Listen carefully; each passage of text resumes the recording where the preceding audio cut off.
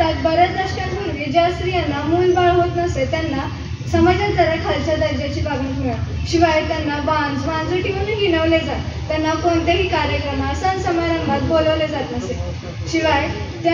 शिवाय त्यांना बांझ म्हणूनही बोलवले जात. त्यांना होणाऱ्या त्रासाची वेदना ही शिवाय त्यांनाच माहिती. कर्नाटकमध्ये एका लहानशा गावामध्ये सुधा नावाची एक मुलगी राहत. ती अतिशय हुशार होती. ती सर्वच गोष्टीत सहभाग घ्यायची व ती दररोज सुद्धा शाळेत जायची. तिला शिकवण्यासाठी एक गौरम्मा नावाच्या संस्कृतच्या शिक्षिका होत्या.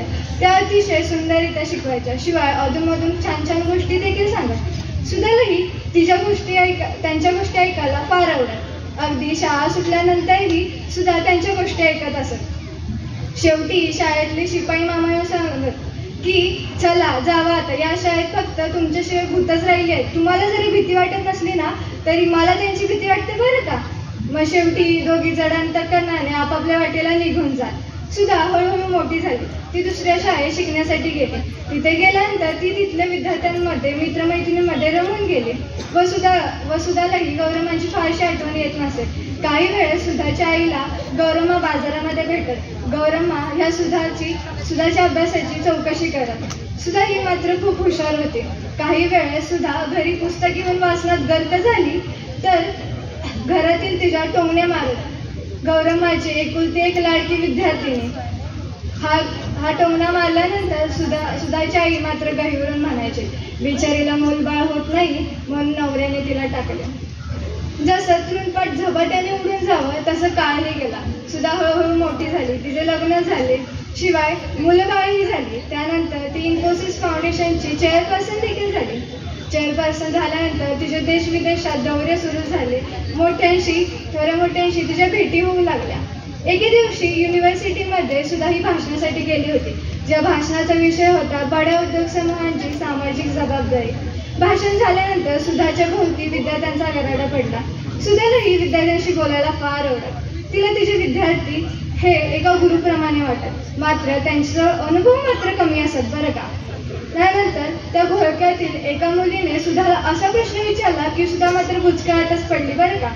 तो प्रश्न असा होता की जेव्हा तुमच्या समोर एखादी समस्या निर्माण होते तेव्हा ती तुम्ही कशी सोडवता, की तुम्ही ती टाळता. हा प्रश्न ऐकून मात्र सुधा नेमकीच गोंधळात पडलेली होती बरं का.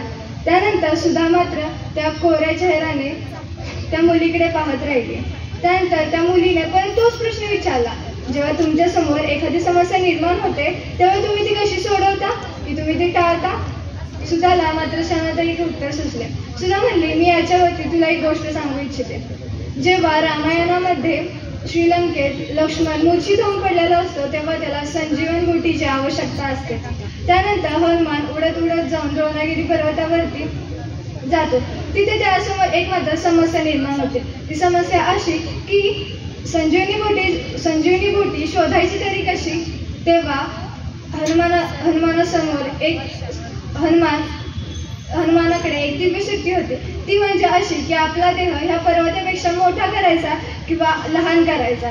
तेव्हा हनुमान त्या पर्वतापेक्षा आपला देह मोठा करतो व तो पर्वत उचलून श्रीलंकेमध्ये आणतो. इथून पुढची कथा तर तुम्हाला माहीतच आहे. ही गोष्ट ऐकून ती प्रश्न विचारणारी मुलगी मात्र गोंधळात पडली व म्हणाली की मी तुम्हाला तर वेगळाच प्रश्न विचारला होता आणि तुम्ही तर काही वेगळेच उत्तर दिले. तेव्हा सुधा म्हणाली, माझे उत्तर अजून पूर्ण झाले नाही. ती सांगू लागली, जेव्हा आपल्यासमोर एखादी समस्या निर्माण होते तेव्हा आपण त्या समस्येपेक्षा मोठे झाले पाहिजे. जर आपण त्या समस्येपेक्षा लहान झालो तर ते आपल्याला समस्या मोठी वाटते व ते आपल्याला कोलमडून टाकते. जर आपण त्या समस्येपेक्षा मोठे झालो तर ती समस्या आपल्याला अगदी लहान वाटते व आपण ती सहजपणे सोडवू शकतो. हे उत्तर ऐकल्यानंतर मुलांना मात्र समाधान झाले व त्यांनी टाळ्यांचा कडकडाट केला. त्यानंतर सुधा मात्र घाईघाईत व म्हणाली, या गोष्टीचे श्रेय माझ्या शिक्षिका गौरम्मा यांना जाते. हे प्रसंग झाल्यानंतर सुधा बेंगलोरला परत आली. बेंगलोरला परत आल्यानंतर सुधा हा सर्व प्रसंग विसरून देखील गेली होती. त्यानंतर दुसऱ्या दिवशी सुधाची सेक्रेटरी तिच्या जवळ आली व म्हणाली की तुमच्या नावे एक पत्र आले आहे. ते खासगी असल्या कारणाने मी ते वाचलं नाही. सुधाने ते पत्र घेतले व वाचण्यास सुरुवात केली. ते पत्र बहुतेक थरथरत्या हाताने लिहिलेले असावे. सुधाने त्या पत्राच्या खाली नाव नीटपणे वाचले. ते पत्र गौरम्माने पाठवले होते. पत्र वाचण्यास सुधाने सुरुवात केली. त्यात लिहिले होते, मला मूलबाळ होत नाही म्हणून नवऱ्याने मला टाकले. त्याने दुसरं लग्न केले, त्याला मुलं बाळही झाली, मात्र त्यांनी त्याच्या तोंडाला काळीमा फासला. काही वेळेस पैशाची गरज असताना तो माझ्याकडे येऊन मागा, मी शिल्लक टाकलेले पैसे त्याला देत असत. मात्र मला गावातील बऱ्याच जणांनी असे सांगितले होते की तू खाजगी शिकवण्या घेऊन तू पैसे का नाही मिळवत.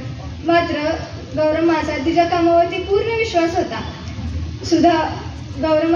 तिच्या कामावरती पूर्ण विश्वास होता, त्यामुळे गौरमाने यास नकार दिला होता. त्यामुळे ती आपल्या कामावरती पूर्ण लक्ष देत असत व त्यात लिहिले होते की तू जरी माझ्या पोटचा गोळा नसलीस तरी मी तुला निरपेक्षरित्या गोष्टी सांगत राहिले व तू त्या मन लावून ऐकत राहिलेस. त्यामुळे आज माझ्या नवऱ्याने आज मला पेपर आणून दाखवला, त्यात या गोष्टीचे श्रेय तू मला दिलेस, त्यामुळे आज मी खूप खूप धन्य झाले. व आज आता देवाकडे माझी कोणतीही प्रार्थना नाही. आता मी डोळे मिटायला मोकळे. हे वाचून झाल्यानंतर सुधाच्या डोळ्यात पाणी दाटले व सुधाच्या डोळ्यातील 1-2 अश्रू त्या पत्रावरती पडले व अक्षरे धूसर झाली. धन्यवाद.